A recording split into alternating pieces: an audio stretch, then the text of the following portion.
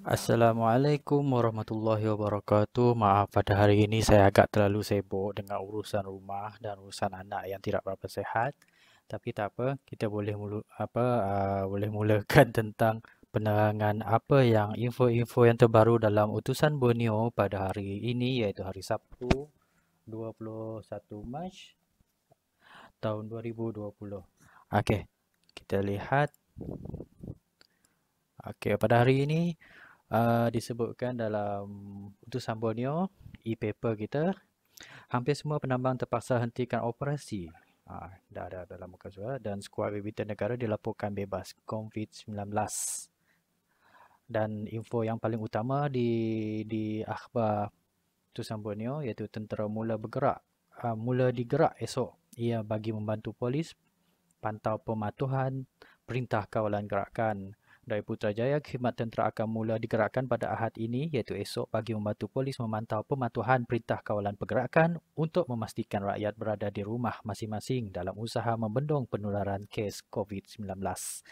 Kalau ingin tahu selanjutnya boleh rujuk kepada akhbar-akhbar ya, akhbar di utusan Borneo bagi yang tinggal di Sarawak. Kalau bagi yang berada di mana-mana boleh melanggan melalui online iaitu e-paper seperti saya ini, saya boleh anda boleh melanggan. Okey, ada juga disebutkan ini adalah komen ugut bom. Polis di FB rakan wanita ditahan. Polis menahan seorang wanita kerana naik satu komen berbau ugutan bom terhadap polis menerusi satu paparan Facebook milik rakannya. Oh, ini kalau boleh kita sebagai orang awam ataupun mempunyai nak buat ugutan ataupun sekadar gurauan kepada polis, jangan sekali-sekali, sebab polis memang kalau dia dapat dapat maklumat dari pelbagai jenis, dia akan ambil ambil penting juga. Okey, di sini disebutkan juga Sarawak catat 7 lagi kes positif COVID-19 semalam. Sarawak semalam merekodkan 7 lagi kes baru positif COVID-19 menjadikan jumlah kes sebanyak 58 sejak kes positif pertama dilaporkan pada 13 Mac. Semakin bertambah. Aduh, kita pun semakin risau juga. Kalau semakin hari semakin bertambah pun risau juga tentang virus ni agak sangat-sangat cepat penularan dia. Okey, SAR warga emas jantung, hati dan kaki kanan antara yang ditemui. Operasi mencari dan menyelamat oleh pihak SAR hari kedua ke atas lelaki warga emas yang dipercayai diserang buaya di Sungai Mekam, Sarik. Dekat di sini menemui beberapa organ dalaman dan anggota badan manusia di dua lokasi berbeza sekitar jam 11 pagi semalam. Kalau menurut dari Facebook pagi tadi, pada malam semalam mereka telah berjaya menembak seekor buaya yang disyaki uh, yang menyerang penyelamat tu di menyebabkan lelaki warga emas itu diserang.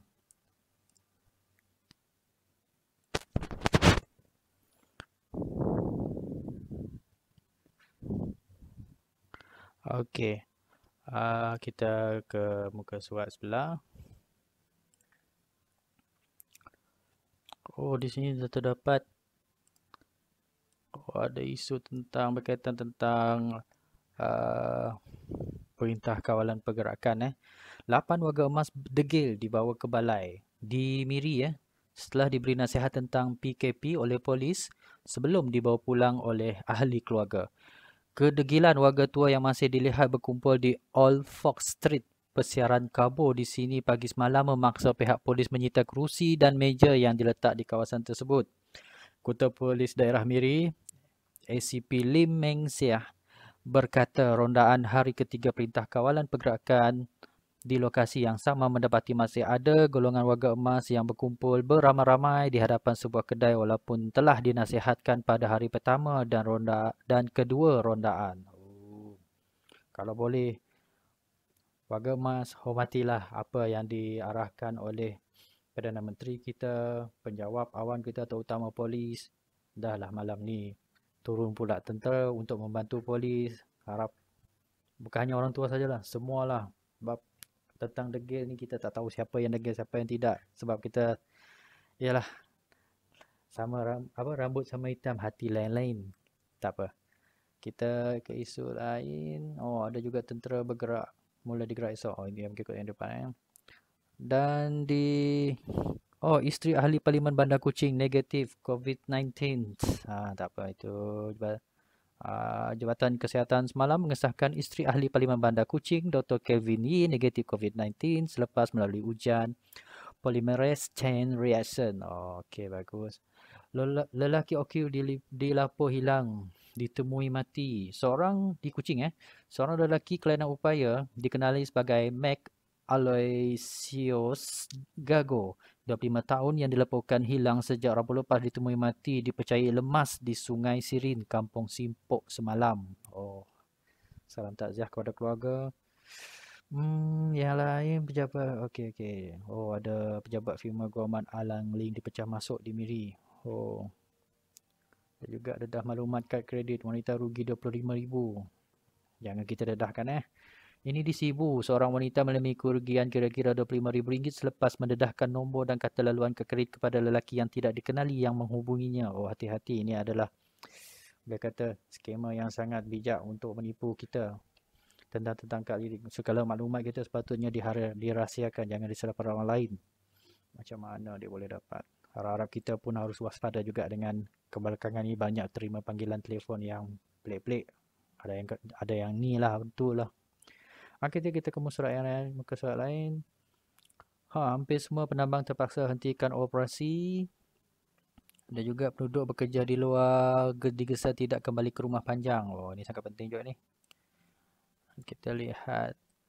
Penduduk bekerja di luar digesa tidak kembali ke rumah panjang. Dari Kanawit, Ketua Masyarakat Kawasan Sungai Ngemahli Penghulu Ron Ugai menggesa penduduk rumah panjang bekerja di Sibu dan bandar-bandar lain tidak pulang ke rumah panjang masing-masing sepanjang tempoh perintah kawalan pergerakan.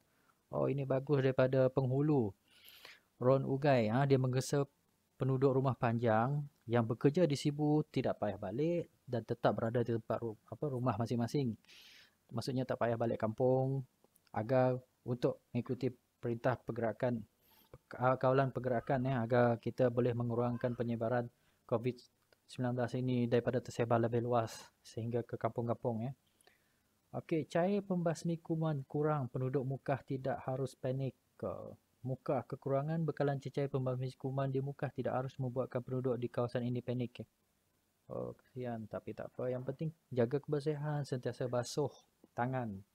Tapi kita tidak digalakkan keluar kecuali seorang iaitu ketua rumah saja yang diarahkan untuk keluar. Jadi kita janganlah banyak bergerak. Kecuali hal-hal penting saja. Beberapa penjajah di pasar Sentral Sibu mengeluh kerugian besar. Memang ada kerugian daripada kesan COVID-19 ini. Tetapi untuk kita lebih serius untuk membanteras COVID-19 ini agar dia tidak memanjangkan lagi perintah kawalan pergerakan ini. Jadi kita perlu berkorban untuk masa ini. Banyak yang perlu kita korbankan masa, bukan hanya bahagian perniagaan, pelajar-pelajar sekolah, penjawat awam dan semua urusan kerajaan masih tertumpu kepada untuk menyelesaikan masalah COVID-19. Kita ke muka surat lain. Tak apa, banyaklah kita bincangkan, tapi tak apa, saya akan sambung juga pagi besok. Kita lihat pada sukan. Yatim harap dapat mengotakkan hasrat. Oh, siapa ni?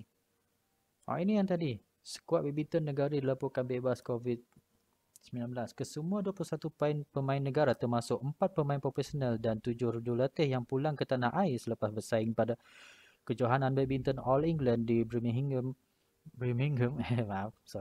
Baru-baru ini dilaporkan negatif COVID-19. Oh, bagus. Contohilah atlet. Walaupun balik, mereka akan terus tetap diperiksa sama ada positif atau negatif. Yatim harap mengotakkan hasrat. Atlet triathlon Yatim Zainal Abidin berharap dapat mengotakkan hasratnya menyertai acara triathlon bertaraf dunia The Championship di Samorin, Slovakia pada 31 Mei depan. Masih juga dengan isu COVID-19 Tapi insya-Allah keadaan ini akan selesai.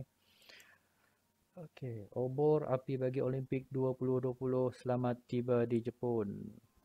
Oh, sudah bermula nampaknya bekas yang telah di ni simbolik bekas juara Olimpik Sori Yoshida, Kiri dan Tadahiro Nomura menyalakan api kawah selepas membawa obor api tersebut dari gerik di pangkalan Matsushima. Okey, itu saja permulaan Grand Prix Monaco dibatal sepenuhnya. Semua pemain gelabat setuju gaji dibekuk sepanjang waktu pandemik COVID-19. Okey, itu saja untuk hari ini. Kita jumpa pada pagi esok. Harap saya dapat sampaikan maklumat yang ada pada e-paper utusan Borneo untuk pengetahuan anda semua di mana saja anda berada. Itu saja daripada Legenda Alam Channel. Terima kasih. Assalamualaikum dan jumpa lagi.